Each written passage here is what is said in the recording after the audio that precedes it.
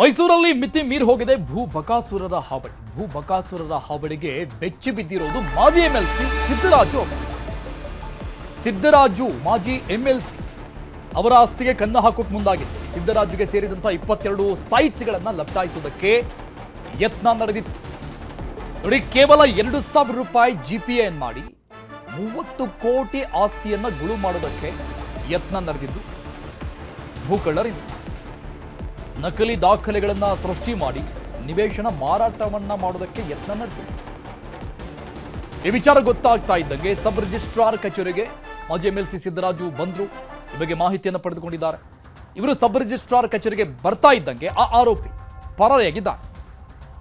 ಭೋಗಾದಿ ಪಂಚಾಯಿತಿಯಿಂದ ಈ ಖಾತಾ, ಈ ಸ್ವತ್ತು, ಈ ಆಸ್ತಿ ಇದರ ಪ್ರತಿಗಳನ್ನು ಪಡೆದು ವಂಚನೆ ಮಾಡಿರು. ಮೈಸೂರು ತಾಲೂಕು ಜೈಪುರ ಹೋಬಳಿ ಬರುತ್ತೆ. ಕೇರ್ಗಳ್ಳಿ ಗ್ರಾಮದ ವಿವಿಧ ಸರ್ವೆ ನಂಬರ್ಗಳಲ್ಲಿರುವಂತಹ ಸೈಟ್ಗಳು, ಚಾಮುಂಡಿ ಸೂರು ನಗರ ಬಡಾವಣೆಯಲ್ಲಿರುವಂತಹ ಸೈಟ್ಗಳು. ಸಬ್ ರಿಜಿಸ್ಟ್ರಾರ್ ಎನ್ ಶ್ರೀಕಾಂತ್ ಅನ್ನುವಂತಹ ಅಧಿಕಾರಿಯ ವಿರುದ್ಧವೂ ಕೂಡ ಎಂಎಲ್ಸಿ ಅವರು ಅನುಮಾನವನ್ನು ವ್ಯಕ್ತಪಡಿಸಿದ್ದಾರೆ. ಈ ಸಂಬಂಧಪಟ್ಟಂಗೆ ಪೊಲೀಸ್ ಸ್ಟೇಷನ್ನಲ್ಲಿ ಪ್ರಕರಣ ಕೂಡ ದಾಖಲಾಗಿದೆ. ಎಲ್ಲವೂ ಕೂಡ ಫೇಕ್ ಡಾಕ್ಯುಮೆಂಟ್ಸ್ಗಳನ್ನು ಮಾಡಿ ಮಾರಾಟಕ್ಕೆ ಯತ್ನ ನಡೆದಿತ್ತು. ಅದು ಏನು ಮಾಡಿದ್ದಾರೆ ಅಂದರೆ, ನನ್ನದೇ ಆಧಾರ್ ಕಾರ್ಡು, ನನ್ನದೇ ಪಾನ್ ಕಾರ್ಡು ಅದನ್ನು ಅವರು ಫೇಕ್ ಮಾಡಿ ಫೋಟೋ ಬೇರೆ ಹಾಕ್ಕೊಂಡು, ನನ್ನದೇ ನಂಬರ್ಗಳೆಲ್ಲ ಒಂದೇ ಇದೆ, ಫೋಟೋ ಮಾತ್ರ ಬೇರೆ ಹಾಕ್ಕೊಂಡಿದ್ದಾರೆ. ಸುಮಾರು 22 ಸೈಟು, ಸುಮಾರು ಒಂದು 30 ಕೋಟಿ ರೂಪಾಯಿ ಅವ್ರಿಗೂ ಇದು ಬೆಲೆ ಬಾಳುವಂಥ ಆಸ್ತಿ ಆಗಿದೆ. 2,000 ರೂಪಾಯಿ GPA ರಿಜಿಸ್ಟ್ರೇಷನ್ಗೆ ಹೋಗ್ತಾ ಇದೆ. ಇದು ದೊಡ್ಡ ಒಂದು ಮಟ್ಟದ ಫ್ರಾಡ್ ಆಗಿದೆ.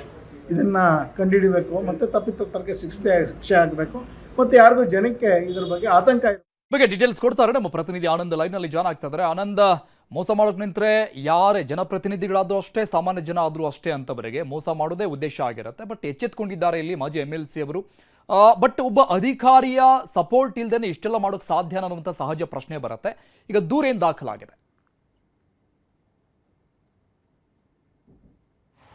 ಅರುಣ್, ಏನಪ್ಪ ಅಂತ ಹೇಳಿದ್ರೆ, ಕಳೆದ ವರ್ಷವಷ್ಟೇ ಮೂಡಾದ ಬೃಹತ್ ಬ್ರಹ್ಮಾಂಡ ಭ್ರಷ್ಟಾಚಾರ ಮೈಸೂರನ್ನ ಬೆಚ್ಚಿ ಬೆಳೆಸಿದ್ದಂಥದ್ದು. ಇದೀಗ ಸದ್ಯ ಪ್ರಭಾವಿ ಅಂದರೆ ಮಾಜಿ ಎಂಎಲ್ಸಿ ಅವರ ಆಸ್ತಿಯನ್ನು ಕೂಡ ಕಬಳಿಸಲು ಮುಂದಾಗಿರುವಂಥದ್ದು ಎಲ್ಲೋ ಒಂದು ಕಡೆ ಆಘಾತಕಾರಿಯಾದಂಥ ವಿಷಯ. ಯಾಕಂದರೆ ಸಾಮಾನ್ಯ ಜನರ ಆಸ್ತಿಗಳನ್ನ ಒಂದಷ್ಟು ಜನರು ಈಗಾಗಲೇ ನುಂಗಿ ನೀರು ಕುಡಿದಿರುವಂಥದ್ದು. ಸದ್ಯ ಏನು ಮಾಜಿ ಎಂಎಲ್ಸಿ ಸಿದ್ದರಾಜು ಅವರ ಕೇರ್ಗಳಂತೆ ಜೈಪುರ ಹೋಬಳಿ ಕೇರ್ಗಳಲ್ಲಿ ಸುಮಾರು 22 ಸೈಟ್ಗಳಿರುವಂಥದ್ದು.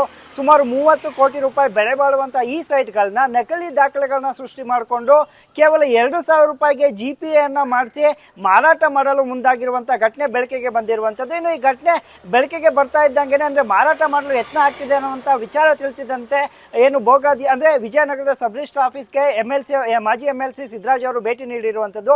ಈ ಸಂದರ್ಭದಲ್ಲಿ ಆರೋಪಿಗಳು ಎಸ್ಕೇಪ್ ಆಗಿದ್ರೆ, ಇನ್ನು ಎಲ್ಲೋ ಒಂದು ಕಡೆ ಅಧಿಕಾರಿಗಳು ಕೂಡ ಇದರಲ್ಲಿ ಶಾಮೀಲಾಗಿದ್ದಾರೆ ಅಂತ ಮಾಜಿ ಎಂಎಲ್ಸಿ ಅವರು ಆರೋಪ ಮಾಡ್ತಿರುವಂಥದ್ದು. ಎಸ್ಪೆಷಲಿ ಸಬ್ ರಿಜಿಸ್ಟ್ರಾರ್ ಶ್ರೀಕಾಂತ್ ಮೇಲೆ ಅವರು ಆರೋಪವನ್ನು ಮಾಡಿರುವಂಥದ್ದು.